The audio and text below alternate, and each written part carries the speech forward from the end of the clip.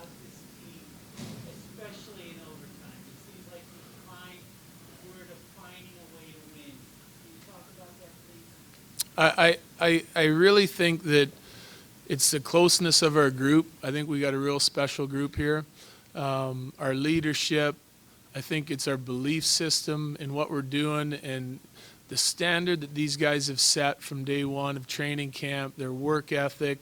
They've been so committed to it all year. I just think that they've come so far now that they're not going to give up on it, and I believe that's what's kind of pushing us through the overtimes. We have different guys stepping up every night. We're finding different ways to win.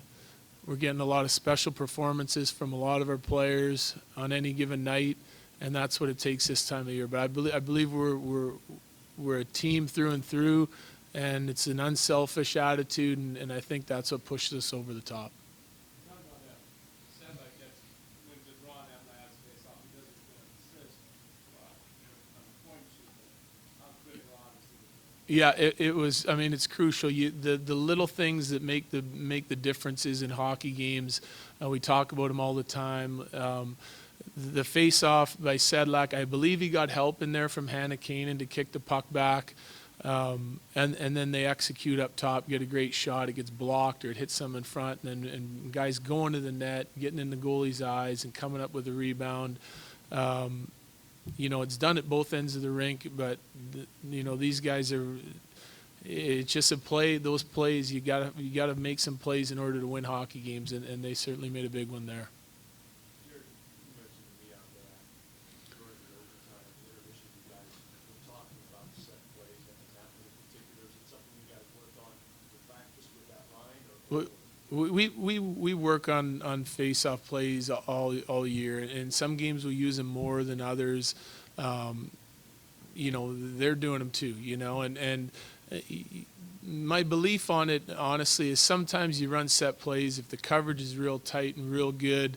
It takes, if you're going to run plays and roll players away from the net, then sometimes you don't get enough traffic, and it turns into turnovers. And other times it's better to just get the puck and pound it to the net, fight to the net. So I'm a believer in them. I don't want to set play run in every always own face off, So they're aware of our draws. We've drawn them up. They've seen them. We've practiced them through the course of the season. And I mean, this one was pretty simple. You line up two guys on a one-timer and hopefully get a better shot than what you would if you were on your natural sides and giving their guys time to find the lanes. But you have to win the draw. That's the biggest thing. And that one we did, and we got some help, and it ends up in the back of the net. when you look at the big picture, your first year, your team has been here in Cleveland, and to be one win away from the ultimate in the league. Yeah. I mean, it's a humbling experience, to be honest. We talk about our guys love this city. I mean, we've been here such a short time, but we're excited and enthused and couldn't be happier to be here. I think as an organization, coaching staff, players, the whole deal, it was a no-brainer. And to be able to try and bring a championship to the city and now have an opportunity to try and win it at home, it's something that we've talked about. I think our guys are excited for it, and every year, there's all kinds of motivation. You have individuals with certain motivations and who they're playing for, and we talked early in the playoffs about looking outside of ourselves. For the city, your parents, friends, family, all the people that have supported you throughout your careers. You have to take that in consideration, and I believe that like we touched on earlier, their work. That's why I believe this team isn't quitting. I think again, it's a special group of guys with a lot of character and a lot of reasons why they want to win, and the city's certainly one of them. Coach got it. And the defenders did a heck of a job. Forsberg had a good game, 17 saves and all, but as many times as they were taking hard shots, you had defenders sacrificing their body. Yeah. Well, we didn't like the way we defended in game two. So we went over some things, areas that we can improve on. you know, it was nothing groundbreaking, but it's just details that kind of slip out of your game here and there. We liked our game one. We did not like game two, but we were opportunistic and we scored on our chances and we created enough chances to win the game, but we gave up too many and Forsberg had to be exceptional. You know, tonight he was excellent, but he didn't have to be, you know, the savior. And I think that you got to be able to defend to win. And we gave up some chances tonight that I didn't like. We usually show our guys those chances, but we did a much better job defensively. I mean, the things that we gave up tonight was because we turned the puck over in the neutral zone, and then our rush coverage wasn't as tight as it could be. But that's what happens when you're chasing some 3-on-2s and odd man rushes. And but in the defensive zone we were good. We got to pucks quicker today than we did in game two, and that was you know, that was an area that we wanted to improve. Try to touch a puck first. He is day to day. Yeah. And you know, we evaluate him every morning, and we'll see when he's ready to go. We've got some time off here till Saturday, and hopefully he's ready to go.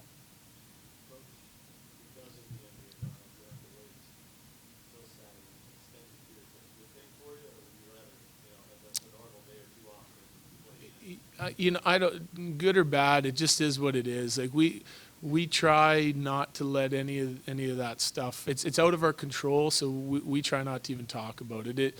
I mean, we've had some strange situations so far in this playoffs. I mean, we had 10 days off our first break. Then we played after 3. We've gone back to back. We've had, you know, day of rest in between. That's semantics for us. We have enough time to get ready to play and get rested and ready to go, and they have the exact same break we do, so we try not to put too much stock in that. What our preference is, we try not to talk about that stuff. It is what it is. We're playing Saturday, and we're going to come and try to close this thing out. Just the thoughts, as the game wore on, it seemed like the ice was deteriorating on both sides.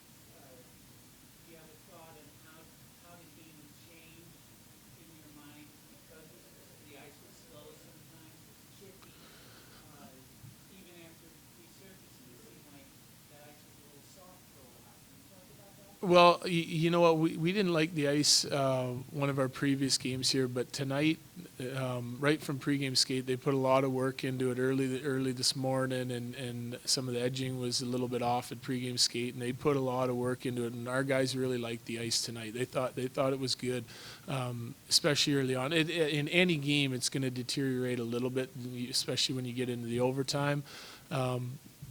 We just talk about making hard plays. Like, we don't want a little bounce here from making a soft play, especially into the middle of the rink. And we did that a little bit early in the first in our own zone, and then we did it a little bit in the second period. So we're just, you know, when we talk about managing the puck and we want to make hard plays and make sure that we're not just babying stuff into the middle of the ice. And I thought we did that for the most part, except for, you know, a portion of that second period and when we were turning the puck over.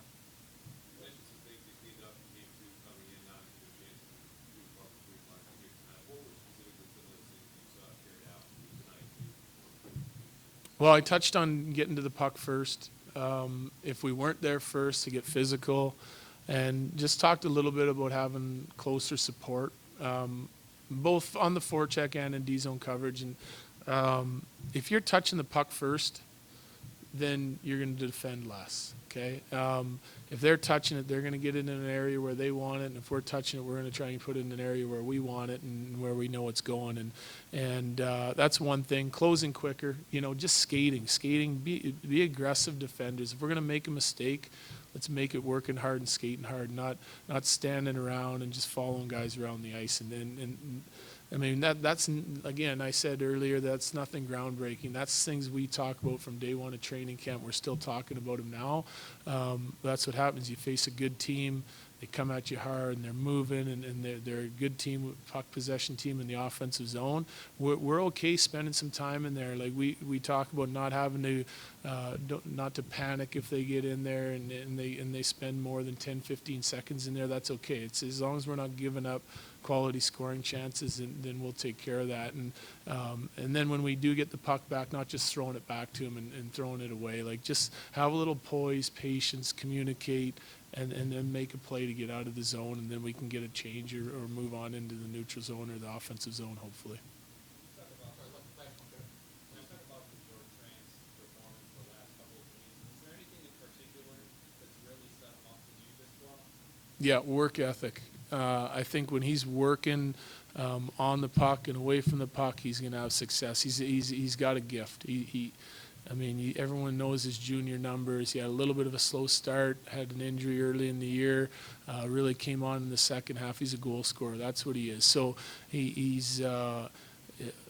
has those instincts. He's going to put pucks in the net if he's working the way he has to work, and that's what he's been doing here lately, and that's why he's having success.